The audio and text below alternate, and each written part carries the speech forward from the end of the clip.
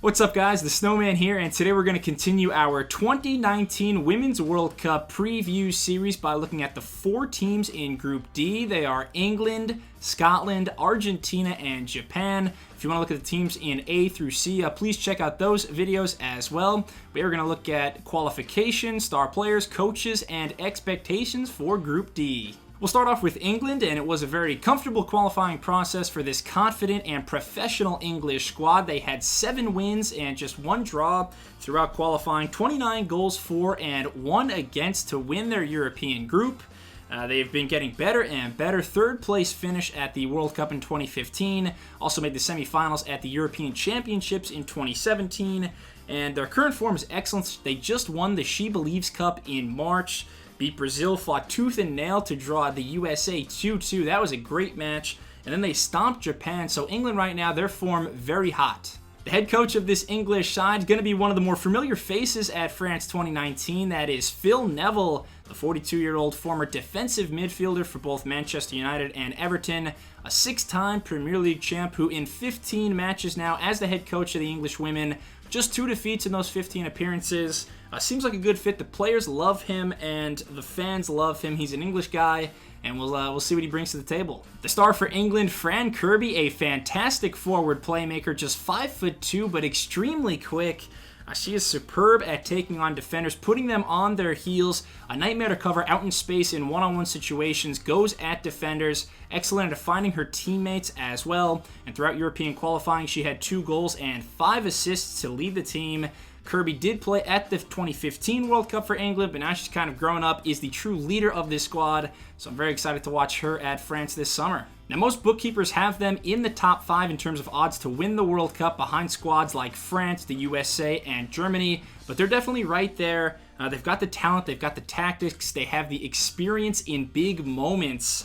England is definitely going to have a say who wins this World Cup. I still kind of personally favor squads like Australia, Netherlands, a bit more than England, talking about that second tier of contenders. England, though, they're definitely going to be battling with Japan, likely going to win this group, and they'll be shooting for the final. I would put the reasonable ceiling at the semifinals for England. On to Scotland now, who's coming off an entertaining qualifying campaign. They won a very tight European group where the margins were exiguous. They just beat out Ramona Bachmann and the Swiss with 7 wins and 1 loss. Could have gone either way, though, between Scotland and Switzerland. 4 of their 7 wins were comeback wins. They were losing at some point in the game. So Scotland, they were kind of like the cardiac queens of qualifying. Never have made the European Championships, never have made the World Cup until this year. It's a very proud moment for this football-hungry nation, and they've got some good results lately to back up the qualifying success as well. Recent wins over Brazil and Denmark. Can definitely say Scotland has arrived. The head coach, Shelley Kerr, 49-year-old former captain of Scotland, has been at the helm since 2017, and Kerr has some good experience at the youth level, both coaching the Scotland and Arsenal U19 teams in the past. The star player now, a good one for Scotland, Kim Little. People are so excited to watch her finally on the big stage. It's kind of similar to how on the men's side we've never seen Gareth Bale and Wales in a World Cup. Well, people are amped up to watch Little now. The 28-year-old attacking midi with 53 goals in 132 international appearances. This is going to be her first major tournament. She missed all of Euro 2017 with an injury, but she was the NWSL MVP and Golden Boot winner back in 2014 when she had 16 goals that season. 9th all-time in terms of the leading NWSL goal-scoring list. Came up big scoring in Scotland's last 3 qualifying matches. She's clutch, she's clinical, and she is the leader. Expectations, remember, this is the first ever World Cup for Scotland. They are exhilarated to finally be at the pinnacle of women's football in France. Give them a real fighter's chance, though, to get out of this group. Likely going to be in 3rd place. But if Japan or England falter just a bit, Scotland is going to be knocking on the door. I'm probably more excited to watch them than any other team in this group. I expect them to reach the round of 16. Let's focus on Argentina's journey to France now, and the South American side finished 3rd place in CONMEBOL qualifying, aka the Copa America Femenina tournament, and they had a tough first group with Brazil, lost 3-1 to the Brazilians, but they made it through to the final group, and then it came down to the final match day, a game against Chile. a team in Group F who we're going to talk about later on in this preview series. But when a ticket was on the line, they actually got blasted 4-0 against Chile. And so they could have been eliminated on that match day if Colombia beat the Brazilians, but they got saved by Brazil. So Argentina got a second life.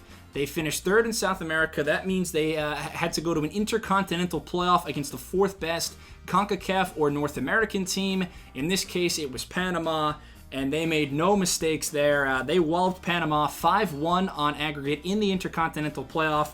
Wasn't the most convincing campaign until the end there, but they're definitely going to be playing with house money in France. Their leader is Carlos Borello, a 63-year-old Argentinian who is an experienced guy. This is his second stint as head coach of Argentina.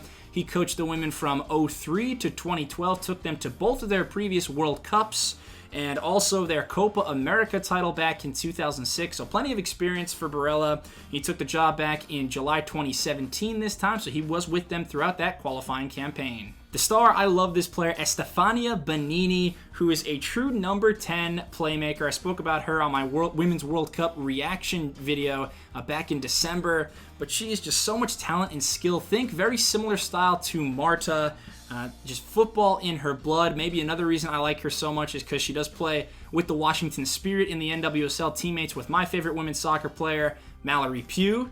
But Banini is known for scoring jaw-dropping goals outside of the box. Keep an eye on her very, very powerful right foot in France. My expectations for this South American side, unfortunately, I don't see them going very far. It's a tough group, and they are not that stout defensively. The smart teams are going to find a way to break them down. They might have a couple of highlights, but I don't imagine Argentina gets out of this Group D. Finally, on to Japan. It was an amazing Asian qualifying story for the Japanese. Of course, this is the team that won the Women's World Cup in 2011, made the final in 2015, and they backed that up. They won the 2018 Asian Cup, which acts as the qualifying event for the Asian continent. Second overall in the group stage there, but then in the semifinals, they started to heat up, took out China 3-1, and they beat one of the hottest teams in the world, Australia, 1-0 in the final of the Asian Cup to book their ticket. Japan, you can swap out some of the parts. They don't have all the players they've had for these World Cup runs now, but they still have a decent enough talent. They have a fantastic system. They just keep cranking out results. You have to have respect for this Japanese women's football program. So with Japan, we no longer have the coach that won the World Cup in 2011 or took them back there into the final in 2015. That was Norio Sasaki. Now they're led by Asako Takakura, a 50-year-old former midi for Japan. She took over in 2016 after the Olympics, and it's a younger team than ever before. Takakura, she's given some young players a lot of opportunities from the U20 World Cup winning squad. She's all about toughness, though, seems very motivated. I don't think swapping in her for Sasaki will slow down the engine at all. It's a very balanced team for Japan yet again, but one player does stick out. That's going to be Mana Iwabuchi, who is a diminutive forward, now in her prime at age 26, and has an insanely decorated resume already. Best player and golden ball at U17 World Cup in 2008.